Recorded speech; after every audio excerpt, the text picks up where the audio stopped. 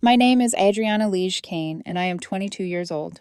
I live alone in a big city, in a one-bedroom apartment that I used to think of as my safe place, my little island above the chaos. My boyfriend doesn't technically live with me, but if I'm being honest, he practically does. His name is Liam.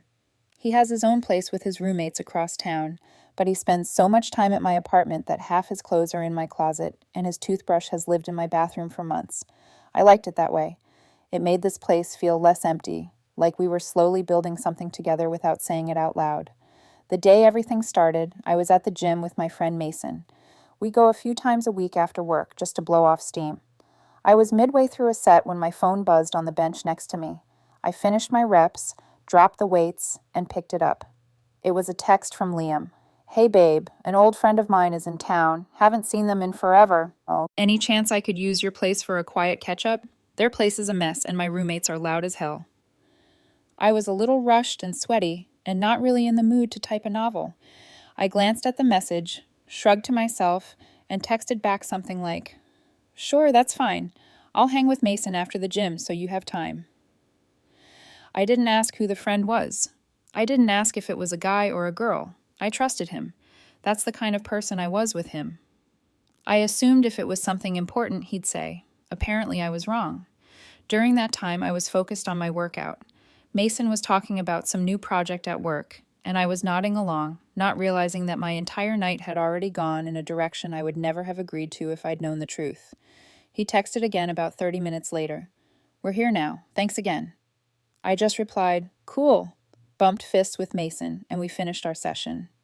It was around 7 p.m. when we wrapped up and we decided to go to Whole Foods afterward. Their hot bar has become our lazy weeknight ritual. We loaded up our containers with salad, chicken, and whatever looked less depressing than cooking when we got home. We ate there, talked about nonsense, and for a while I didn't think about anything except how good it felt to finally sit down. By the time we were done, it was around 8:30 p.m. I was tired, that deep kind of tired that sinks into your bones. I wasn't expecting anything dramatic when I headed back to my apartment. In my head, I pictured walking in, saying hi, maybe exchanging a few polite words with this old friend, then showering and collapsing into bed. Part of me hoped they'd already left, so I wouldn't have to socialize at all, but I told myself I'd take one for the team if they were still there. I just wanted quiet. When I opened my front door, the first thing I saw was a pair of chunky black-heeled boots by the entryway. Not mine. Definitely not Liam's. They were the kind of boots you notice immediately, expensive looking, confident, a little too bold to be forgettable. For a split second, I thought, okay, so his friend is a woman. No big deal. I kicked off my own shoes, hung my jacket on the hook, and stepped inside. The apartment felt too warm, too still. I walked down the short hallway toward the living area, already rehearsing some cheerful greeting in my head. The moment I stepped into the living room, the words died in my throat. Liam was sitting on one end of my couch. On the other end sat a woman. They were turned toward each other, legs angled slightly inward, eyes locked like they'd been in the middle of something important. When I walked in, they both looked up. Liam flinched a little, like he'd forgotten I existed for a second. The woman didn't flinch. She just watched me with this cool, unreadable expression. For a moment, I told myself not to make it weird. I forced a smile. "Hey," I said, stepping in slowly. "Didn't know if you'd still be here." Liam blinked and tried to rearrange his face into something casual. "Oh, hey," he said. "We were just talking." He sounded off, too bright and too stiff at the same time. I glanced around, half expecting to see another friend in the kitchen or bathroom, but it was just the two of them. No extra shoes, no extra jackets, just my boyfriend, his old friend, and a tension thick enough to choke on. "Hi," I said to her, still standing near the edge of the room. "I'm Adriana." She shifted her posture a little, leaning back like she owned the space. She smiled, slow and self-assured, and extended her hand. "I'm Kayla," she said. "Nice to finally meet you. I'm Liam's ex." The way she said ex wasn't neutral. It was sharp, deliberate, like she was sliding a card onto the table and watching for my reaction. I froze for half a second. Then I recovered and shook her hand. My mind, however, was already racing. Ex, ex, ex. Old friend had actually meant ex-girlfriend he used to date, in my apartment, alone, for the last couple of hours. My smile faded. "Oh," I said, hearing the thinness in my own voice. "I thought you were one of his old friends from school or something." Liam let out a quick, awkward laugh. "She is an old friend," he said. "We just used to date a long time ago." Kayla's eyes slid over to him, then back to me. "We were just reminiscing about the good old days," she said. There was something about the way she emphasized good old days that made my chest tighten. The room suddenly felt too small. I looked at Liam, waiting for him to jump in and smooth things over, to say something that would make this feel less like a setup and more like a misunderstanding. He didn't. Instead, there was this uncomfortable silence, a silence that told me whatever conversation they'd been having died the second I walked in. "So," I said slowly, my voice cooling. "I'm guessing you're the old friend from out of town?" Liam's shoulders tensed. "Yeah," he said, quieter now. "I told you she was coming over." "You told me a friend was coming over," I corrected him. "You didn't mention that friend was your ex." He looked away, jaw tightening, and for a moment, no one spoke. Kayla's gaze flicked between us like she was watching a show she'd seen before and already knew the ending to. The worst part was that they didn't even try to pick the conversation back up. Whatever they'd been chatting about just minutes earlier vanished, and instead of acting like this was some casual, innocent reunion, they both sat there in heavy silence, waiting for me to adjust to the new information. "How was your day?" Liam asked suddenly, his voice thin and forced. I stared at him for a second, feeling like I had walked into the middle of a movie I hadn't been invited to watch from the beginning. "It was fine," I said shortly. "Long. I'm tired." The vibe in the room made it obvious. I was interrupting something, even if it wasn't physical. Emotional? Energetic? Intimate? I didn't know yet. I just knew I felt like an intruder in my own home. The air felt wrong. The way she looked at him felt wrong. The way he avoided my eyes felt wrong. A slow burn started in my chest. Hurt first, then anger creeping in behind it. Only a minute or so had passed since I walked in, but it felt like an hour of quiet, awkward tension. I swallowed, then turned my attention back to Kayla. "Hey," I said, my tone flat but polite. "Do you mind ending it here for tonight? I actually have some things I need to talk to Liam about." She cocked her head and gave me a smile that didn't reach her eyes. "We were still reminiscing," she said. "He invited me over so we could catch up properly." She said it like she was testing me, like she was curious how far she could push before I pushed back. I looked at Liam. He still wouldn't meet my eyes. Something in me snapped into focus. "Let me rephrase that," I said, my voice low. "This is my apartment. I'm telling you it's time to go." Kayla turned to him, ignoring me completely. "Do you want me to leave?" she asked him softly, as if my words hadn't just filled the room. The way she said it, the way she waited for his answer instead of respecting mine, was like a slap. In that moment, all the exhaustion I'd been carrying all day fused with the anger boiling in my chest. Any illusions I'd had about this being a harmless catch-up started to crumble. I stared at Liam, my heartbeat thundering in my ears, and felt the entire shape of our relationship shift. For a few seconds, the entire room froze. It was that awful, suspended kind of silence, the kind where you can hear your own pulse in your ears and every inch of your skin feels too tight. Kayla's question hung in the air like poison. "Do you want me to leave?" Not should, not will, not okay, but do you want me to leave? Directed only at him, as if I weren't even standing there in my own apartment. Liam finally lifted his eyes to mine, and instead of standing with me, or even trying to understand the situation, he hesitated. That pause told me everything I needed to know. It wasn't long, just a couple of seconds, but that hesitation cut deeper than anything he could have said outright. "No," I snapped before he could speak. "No, we're not doing this." My voice came out harsher than I expected. "I don't care who wants what. This is my home, and I am telling you to leave." Kayla blinked slowly, then smirked. Actually smirked, like she'd been expecting fireworks and I was finally putting on a show. Liam stood up abruptly. "Adriana, just calm down." I let out a sharp, disbelieving laugh. "Calm down? Your ex is sitting on my couch in my apartment after you told me a friend was coming over, and you want me to calm down? He clenched his jaw, rubbing the back of his neck like I was the unreasonable one. I didn't think it was a big deal. I didn't want you to misunderstand. No, stop. Don't twist this. I pointed toward Kayla. You didn't tell me because you knew exactly how it would look, and you didn't want to deal with the conversation. Kayla finally stood. You know what? I'll leave, she said in that airy, too sweet voice women use when they want to sound superior rather than polite. Then she glanced at Liam. Text me later. Before I could react, before Liam could say anything, she walked past me. I could smell her perfume, not floral, but something heavy, expensive, and smug. She grabbed her boots, slid them on with a practiced flick of her heel, and walked out the door like she owned the hallway. The door clicked shut behind her. The apartment suddenly felt too quiet. Quiet in the way that comes after a bomb goes off. Liam let out a long sigh. You didn't have to embarrass me like that. I stared at him, stunned. Embarrass you? He nodded, crossing his arms defensively. Yeah, you completely overreacted. You didn't even let us finish talking. Talking? I repeated.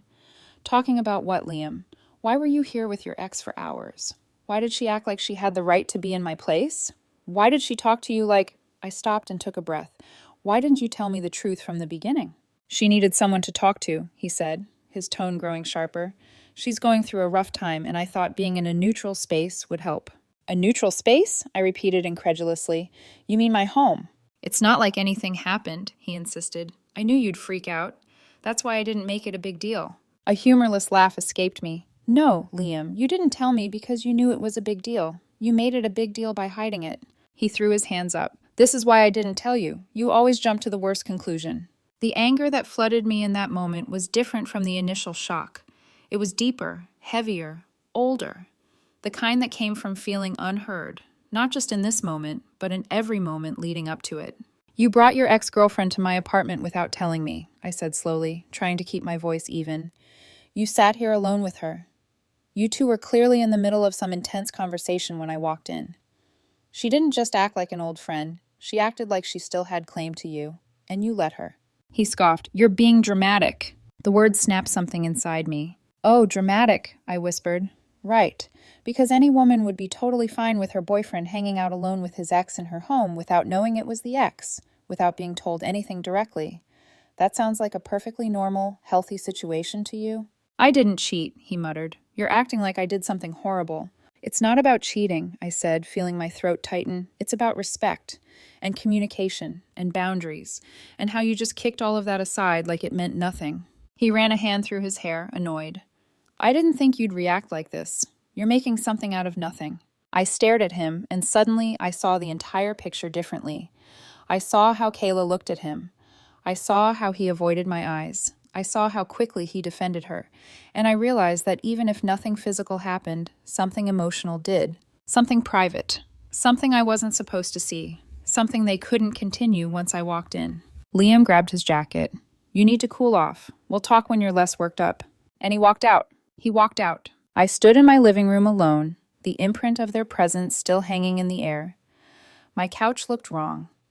The room smelled wrong. My whole apartment, my sanctuary, felt invaded. I sat down slowly, my legs almost giving out. My body started shaking, not from fear, but from the adrenaline crashing out of me. My hands were cold, my chest tight, my thoughts refusing to settle. I needed someone, anyone, to help me process what had just happened. So I called the one person who always grounded me. Not my dad, but my mother, the one constant in my life who never sugarcoated anything. She picked up on the second ring. Sweetheart, you okay? You sound off. And once I started talking, I couldn't stop. I told her everything, every detail I could remember. She didn't interrupt. She didn't jump to conclusions. She listened until I ran out of words and breath. Then she told me something simple but brutally honest. Honey, anyone who lets their ex disrespect you in your own home doesn't value you the way you deserve. And anyone who hides the truth from you is already breaking trust. Her words hit me like a slow, heavy truth. Trust. It was something Liam and I always said we had, something we prided ourselves on. But that night, sitting alone on my couch, I realized something terrifying. Trust wasn't just cracked. It was shattered. The night Liam walked out of my apartment, I didn't cry. Not at first. I just sat there in the silence he left behind, replaying every second of what I'd just lived through. My brain kept looping like a broken movie reel. Kayla's smirk, the way Liam hesitated, the way she asked him if she should leave instead of respecting me, the way he defended her before he defended me. It was like the truth had been trying to claw its way out, and now that it had, now that I'd seen it with my own eyes, I couldn't force it back down, no matter how badly I wanted to pretend everything was fine. I barely slept. I think I finally drifted off around 5 a.m., and it was the kind of sleep that didn't feel like rest, just my body shutting down because my mind had run itself into a wall. Around mid-morning, my phone buzzed on the nightstand, over and over. I didn't touch it, not at first. I just stared at the screen lighting up against the dim room. I already knew who it was. When I finally picked it up, my chest tightened. 17 unread messages from Liam. The first few were short. Can we talk? I'm sorry. Seriously, Audrey, just pick up. Then came the longer ones. I didn't mean to make you feel disrespected. I should have told you it was Kayla. Nothing happened. I swear. We were literally just talking. Please don't let this ruin us. You know I love you. I set the phone down, not because his words hurt, but because they didn't move me the way they should have. That realization hit harder than anything he'd done the night before. When trust breaks, it doesn't shatter in clean pieces. It crumbles, silently, into dust. I didn't respond. I didn't want to talk until I was clear on how I actually felt, because last night I was furious, but today, I didn't even know what I was. Around noon, I got a knock at my door, a soft, hesitant one. I swear I felt the air leave my lungs. I opened the door, and there he was, puffy-eyed, messy hair, wearing the same clothes from last night. He looked exhausted, like he hadn't slept either. For a moment, seeing him like that hit me in a place I didn't want it to. Audrey, he said quietly, please, can we talk? I hesitated, then stepped aside. He walked in slowly, like he wasn't sure he was welcome. He probably wasn't. He sat at the edge of the couch like a guest, not like my boyfriend. His hands fidgeted, his leg bounced. He was clearly anxious. I'm sorry, he began. I should have told you it was Kayla. I shouldn't have blindsided you like that. I didn't want you to get the wrong idea. That's the problem, I said, sitting across from him. You knew I would get the wrong idea, because you knew how it would look, because it was wrong. He swallowed hard. I wasn't thinking. She texted me out of nowhere, saying she needed someone to talk to, and I don't know. I wasn't trying to hide anything. I just thought if I told you it was my ex, you'd assume something was going on. And were you wrong? I asked quietly. His eyes softened, sad, almost pleading. Nothing is going on, I swear. I was stupid, but I wasn't disloyal. I wanted to believe him. God, I really did. But then I remembered Kayla's voice, the way she looked at him with that history in her eyes, history I wasn't part of. I remembered Liam flinching when I walked in, like I'd interrupted something private. I remembered how small and out of place I felt in my own home. Why didn't you tell me she was coming? I asked. Why did you let her talk to you that way? Why did you let her ask you if she should leave, as if my words meant nothing? He looked down at his hands. I didn't want to embarrass her. There it was again. That word. Embarrass. So you didn't want to embarrass her, I repeated, voice cracking slightly, but you didn't mind embarrassing me. His head shot up. That's not what I meant. But that's what happened, I whispered. She sat there challenging me in my own home. She had the confidence of a woman who believes she still has a place in your life, and you didn't shut it down. Not once. He had no answer for that. Silence settled between us, heavy and suffocating. I love you, he finally said, voice shaking. I do. You're my person. I don't want to lose you over something so stupid. I looked at him, really looked at him, and what I felt wasn't anger. It wasn't even heartbreak. It was detachment. A soft, cold, unexpected detachment that scared me more than rage ever could. You should have had my back, I said, feeling tears prick at the corners of my eyes. I blinked them away. Not hers, and you didn't. And the part that hurts the most is, I can't unsee that. He reached for my hand, but I pulled it back. The smallest flinch crossed his face. Adriana, he whispered, please. I stood up. He stood too, panic filling his eyes. Don't say it, he begged. Please don't say it. I took a breath that felt like lifting something heavy off my chest. Liam, it's over. He didn't react at first. It was like the words didn't reach him. Then they hit all at once. He stepped back like I'd physically pushed him. His face crumpled. No, he choked out. No, please, I love you. I messed up, but I can fix it. You can't fix respect, I said softly, and you can't fix trust when it's broken in the way you broke it. He shook his head, tears streaming. I'll block her. I'll delete her number. I'll do anything. Just please don't leave me." The desperation in his voice was heartbreaking, but it didn't move me, not the way it once might have.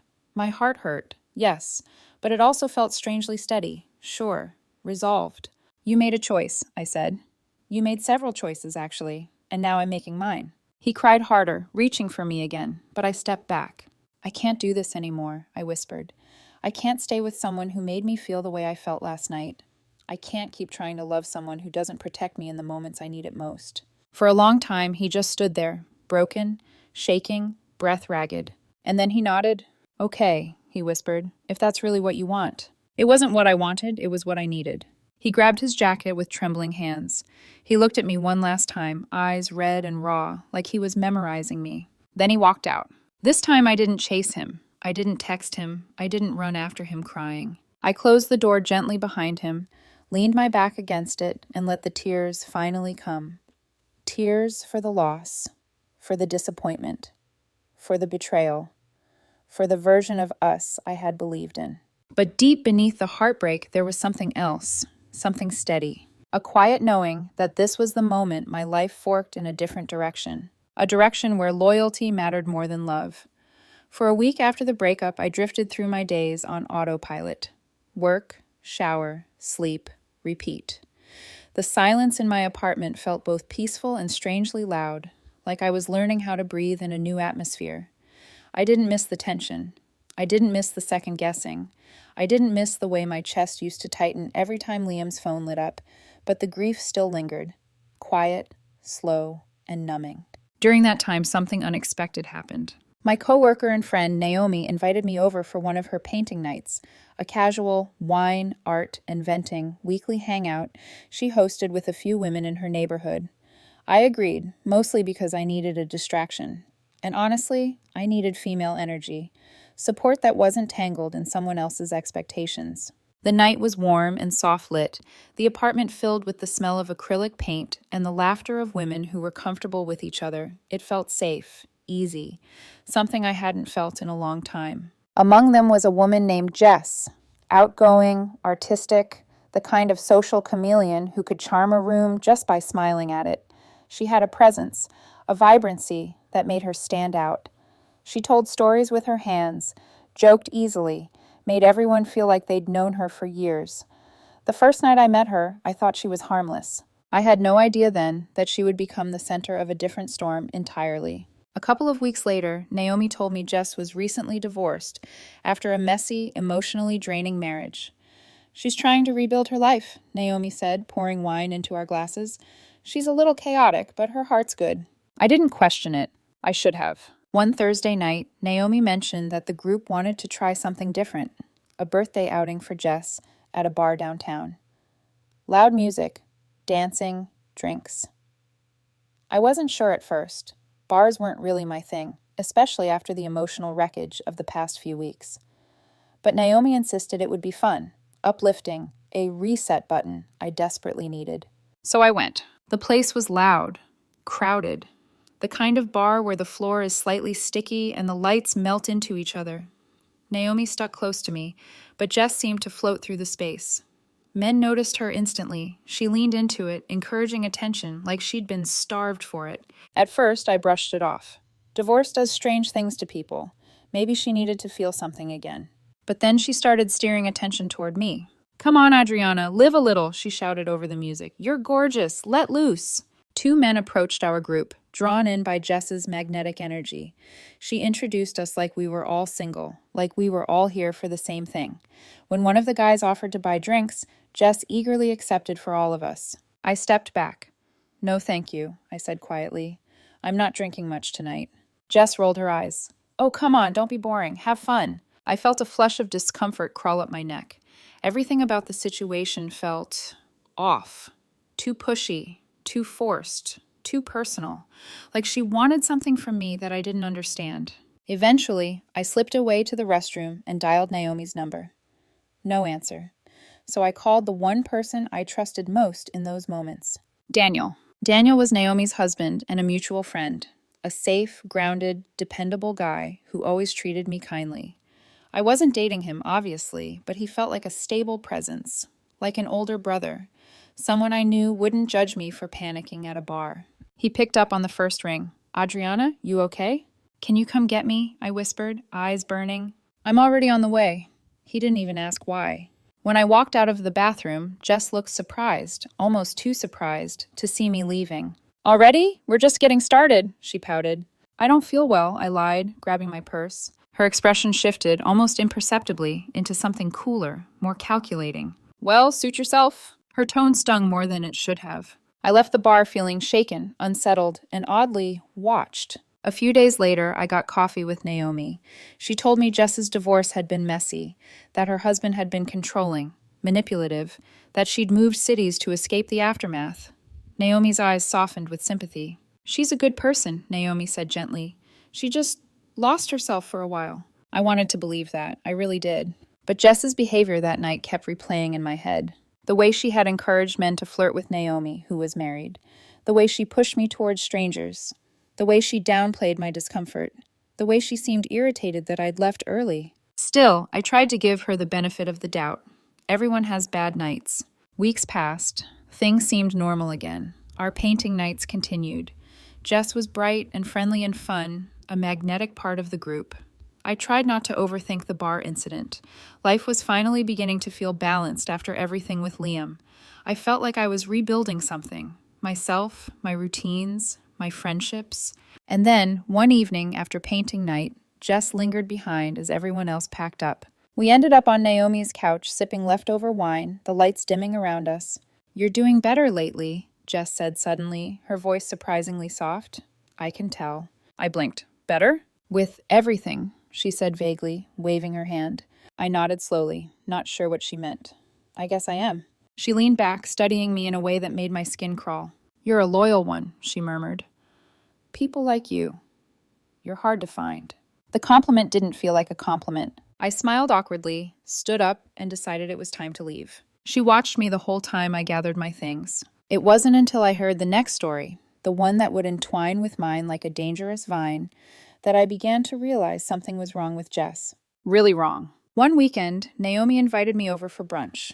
Her friend Olivia and Olivia's husband were there, a quiet, sweet couple in their early 30s who'd recently moved to the city. They seemed tense. Something unspoken sat between them, thick and uneasy. Over mimosas, the husband finally spoke. "Jess has been encouraging Olivia to go out with men at bars," he said quietly, "telling her to loosen up, to have fun. She's been pushing boundaries." Olivia's cheeks flushed in embarrassment. "It only happened once," she said quickly. "I didn't feel comfortable. I left early. But Jess," she said I was being dramatic. She said I needed to live a little. My breath caught. This wasn't a one-time mistake. This was a pattern of pushing women to cross lines, a pattern of undermining boundaries, a pattern of inserting herself into relationships, a pattern of encouraging chaos, a pattern I suddenly realized I was part of. That night, I couldn't shake the feeling that the storm I'd escaped with Liam was only the beginning, that maybe, without knowing it, I had already stepped into another one. One centered around Jess, and her interest in me. The more time passed, the more Jess's presence began to feel like a shadow, long, quiet, and creeping into places it didn't belong. At first it was subtle, a comment here, a glance there, a question that felt too probing. Then, little by little, the subtlety peeled away. I didn't notice the shift immediately. That's the thing about people like Jess. Nothing they do feels dangerous at first. It feels friendly, helpful, curious, until it's not. It was Olivia who experienced the next crack in the surface. One Thursday night, Naomi texted me. "Painting night ended weird. Call me when you can." I called instantly. Naomi sighed on the other end. Jess showed up different. "Different how?" I asked. "She was in one of her moods," Naomi said.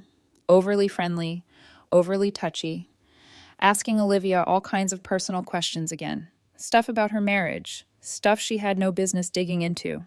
Olivia apparently had brushed it off, but Naomi hadn't. She asked Olivia, "If your husband ever messed up, would you forgive him, or would you take revenge?" Naomi whispered. "Who asks that?" A chill ran down my spine. I tried to sleep that night, but something inside me felt unsettled. Jess's earlier comment, "You're a loyal one. People like you are hard to find," replayed in my mind. Why would she frame loyalty like that? Why did it sound less like admiration and more like evaluation? The real turning point came one evening a couple of weeks later. I was at home cleaning up when my phone buzzed with a text from Olivia. "Can I ask you something about Jess?" My stomach dropped. We hopped on a call, and Olivia's voice came through shaky. "She messaged me earlier," Olivia said. "She said she wanted to clear the air between us. Then she started sending me photos." My pulse quickened. "Photos? Of what?" "Of her and my husband," Olivia whispered. I froze. "Excuse me?" "She said they met coincidentally a few years ago. She said they ran into each other in his hometown when he visited his parents. She acted like it was some innocent reconnection." I swallowed hard. "And did they? Did he?" "No," Olivia said fiercely. "I confronted him. He swore it never happened. He said he hadn't seen her in 7 years." "But the photos—" "That's the thing," Olivia breathed. "The photos look real." The words hit me like ice water. "What do you mean real?" "I mean, she sent pictures of them at a holiday festival, them at a gym, them eating dinner, and everything fits the timeline. His haircut, his tattoos, even the clothes. It all matches the year she claims." My mind spun. Olivia exhaled shakily. "I don't know how she did it. The locations are correct. The lighting makes sense. Nothing looks edited. But my husband swears they never happened. He's terrified. And honestly, so am I." I sat heavily onto the edge of my sofa, my heart thudding. "She told him last week he must have forgotten the coincidental meetings," Olivia whispered. "She's trying to convince him that the photos prove he's lying, but I know my husband. He was panicked, confused, and he didn't even try to defend himself. He just begged me to believe him." I rubbed my forehead, trying to process the insanity of what I was hearing. "Jess is manipulating you," I said quietly. "This isn't coincidence. This is obsession wrapped in convenience." "She's obsessed with something," Olivia muttered. "I just don't understand why." But I did, or at least I was beginning to. Jess didn't want relationships. She wanted leverage. She didn't want friends. She wanted pawns. She didn't want connection. She wanted access. And suddenly everything clicked into place. The way she encouraged women to cheat, the way she pushed boundaries, the way she studied people, the way she collected information, the way she praised loyalty, not as a virtue, but as a currency. Jess wasn't trying to live her life. Jess was trying to infiltrate other people's lives. And she was good at it. Too good. A few days later, Olivia and her husband agreed to meet me and Naomi for coffee. They both looked shaken, exhausted from the emotional toll of trying to decipher truth from manipulation. "We're going to a professional," Olivia's husband said, holding a stack of printed photos. "A photographer friend who can examine these, but so far, no one can find flaws." "It feels like being gaslit by evidence," Olivia said in a small voice. I felt my stomach twist. "What does Jess get out of this?" Naomi whispered. Olivia's husband swallowed hard. "She told my wife she was just reminiscing, like she was giving her a heads up, but it felt more like she was trying to plant a landmine." A beat passed. Then Naomi said something none of us wanted to voice. "Do you think," she hesitated, "that she's capable of stalking?" Silence. Then Olivia nodded slowly. "I think Jess has been watching us for a long time." The table went still. My throat tightened. My mind flashed through every afternoon Jess stayed late after painting night. Every question she asked, every comment she made, every time she lingered too close, every moment she studied me. "That night at the bar," I whispered, "she pushed strangers onto you, tried to isolate you, pressured you to drink, pressured you to hide things. She wanted to get you vulnerable." "And it wasn't just me," Olivia murmured. "She tried it with you too, at Naomi's place. Don't think I didn't notice her hovering over you." My skin prickled with dread. "She didn't want you married," Naomi added quietly to Olivia. "She didn't want Adriana in a stable relationship either. She pushes people toward chaos, toward suspicion, toward conflict. And then inserts herself into the fallout," Olivia's husband said grimly. A realization dawned on all of us at the same time. Jess didn't want us. She wanted our damage. And she wanted to control the narrative of that damage. Later that night, alone in my apartment, I couldn't sit still. Jess's face kept appearing in my mind. Not the bubbly, outgoing mask she wore during painting nights, but the calculating version I'd glimpsed in flashes. The version capable of stalking. The version capable of forging photos. The version capable of infiltrating marriages and friendships. The version who praised loyalty, not because she valued it, but because she wanted to weaponize it. And suddenly the ground beneath my life felt less solid. Because chaos like hers has a ripple effect. And I had a sickening feeling that the ripple wasn't done reaching me yet. The night everything finally made sense didn't feel dramatic at first. It wasn't a crash, an explosion, or a confrontation. It was quiet, too quiet, and it started with a phone call I almost didn't pick up. I was sitting on my couch, the lights low, staring blankly at a cup of tea that had long gone cold. The conversations with Naomi, Olivia, and Olivia's husband replayed in my mind in a suffocating loop. Jess wasn't a chaotic divorcee. She wasn't a lost soul needing friendship. She wasn't just flirtatious, impulsive, or socially reckless. She was calculating. She was intentional. She was dangerous. And she wasn't done. My phone buzzed on the table, Jim calling. Funny thing was, I didn't know anyone named Jim personally, but Olivia's husband had mentioned him once, a longtime friend of his. I hesitated before answering. "Hello?" I said cautiously. "Adriana?" a man's voice asked. "It's Jim. We've never talked directly, but I need to tell you something. Something important." I sat up straighter. "What is it?" He took a shaky breath. "It's about Jess." My pulse kicked into overdrive. "I know you're close to Naomi and that whole group," Jim continued, "and I know things are really messy right now. But I've been talking to Jess for a while, and some things aren't adding up. I think you need to hear what I know." I didn't speak. I didn't breathe. I just listened. "She contacted me about 3 years ago," Jim said. "Said she moved back into town, was leaving her husband, and needed someone familiar to talk to. I thought it was harmless. She vented a lot. About her divorce, her mental health, her loneliness. I tried to be supportive. Supportive, a gateway word. The exact kind of emotional leverage Jess liked to twist. But then," Jim continued, voice low, "she started asking a lot of questions about someone in particular." I knew who before he said it. About Olivia's husband. I closed my eyes, dread washing over me. "At first it was small things," Jim said. "Where he lived now, where he worked, whether he ever talked about her, whether he seemed happy in his new life. I didn't think much of it. It sounded like closure stuff, you know? Closure. The illusion Jess used to justify obsession. But then she started asking about Olivia," Jim said. "Where she worked, where she hung out, if she posted a lot online, if she seemed confident or insecure." My stomach twisted. "She kept telling me she didn't want anything to happen," he added, "that she just wanted to know how they were doing. But the questions grew. Strange." "What do you mean?" I finally asked. Jim exhaled shakily. "She asked if I could get pictures of them. Just innocently. Social media stuff, public things. Then she asked if I could keep tabs on them. Then she asked if I could tell her when they were out of town, when Olivia was alone." My breath caught in my throat. "And I said no," Jim said quickly, "every time. But she'd still text me, constantly. She told me Olivia joined her painting group by coincidence, but she sounded too excited, too prepared. Prepared, as if she had been waiting for Olivia, waiting to slip into her life like a stain." "That's not even the worst part," Jim whispered. "When Olivia's husband mentioned that fake photo incident, I realized something." "What?" I breathed. "That I might have helped her get the raw material without knowing." The room tilted. "She'd ask about his trips, where he went, what he was wearing that day. Just casual conversation," Jim said. "But she filed everything away. And if she needed more detail, she'd ask again later, pretending she forgot." I pressed a hand to my chest, dizzy. "She asked about a Christmas festival he went to with his friend," Jim said. I mentioned the name of the park. She asked about his workouts. I told her his family used the YMCA. And now, the photos she sent Olivia, he didn't finish. He didn't have to. The realization hit like a punch. Jess wasn't forging memories. She was reconstructing them.